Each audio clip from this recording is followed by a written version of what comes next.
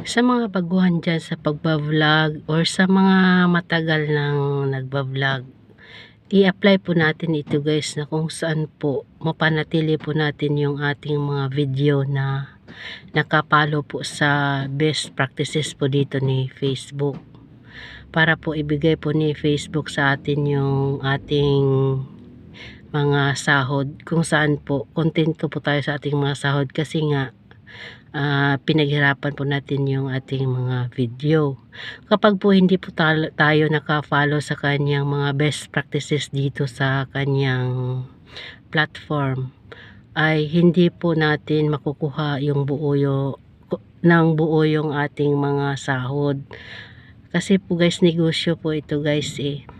Halimbawa po, meron po tayong hindi nasunod sa kanyang mga best practices, parang konti lang po yung ipasahod niya sa atin kasi nga lumabag tayo sa kanyang mga practices dito sa Facebook, sa kanyang mga best practices na dapat po nating i-follow.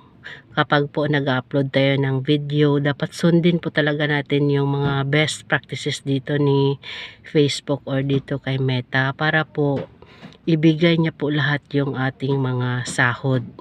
Kumbaga po, wala po siyang rason na hindi po ibigay sa atin yung sahod natin kasi nga sumunod tayo sa kanyang mga best practices. Yes guys, sumunod din tayo sa guidelines niya para hindi tayo magka-violation. Yun lang yung susi guys, para po makuha natin yung tunay natin na hinahanga dito, yung ating katumbas ng ating mga pagod dito sa paggawa ng video, kung saan po ang ating mga time na limited lang po tayo sa ating mga time, binabudget po natin sa ating mga video, dapat po bayaran niya tayo ng ganon din guys, yung papalitan niya rin yung pagod natin ng tama. Kaya i-follow po natin yung kanyang mga best practices dito, para po wala siyang rason na kung saan po hindi niya tayo bayaran. Kasi nga kapag nilagyan na po yan ng advertisement yung ating mga video, ay may bayad na po yan.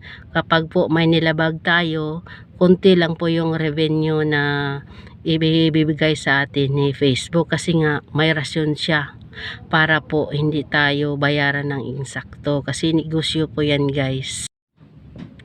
I-follow lang po natin yung mga best practices talaga dito ni Facebook, para po bayaran tayo ng insakto, kung saan po sulit po yung pagod natin sa paggawa po ng video. Hindi natin siya bigyan ng rason na kakaunti lang yung revenue na ibigay niya sa atin, kasi nga hindi nga tayo nag-follow ng mga best practices niya dito. Ito lang po guys yung ilan sa mga list ng mga best practices niya guys. Yan, marami po yan. Dapat po naka-green talaga yan siya.